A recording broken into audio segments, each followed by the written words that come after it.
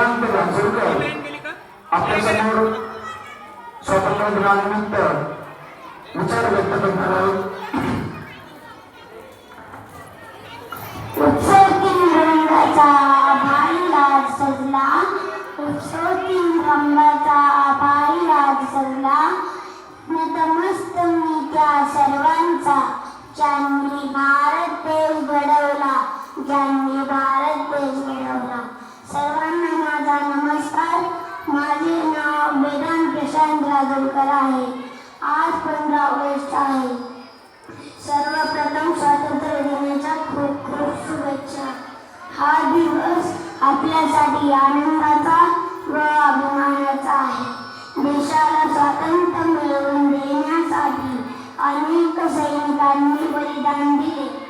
धन्यवाद. जय हिंद.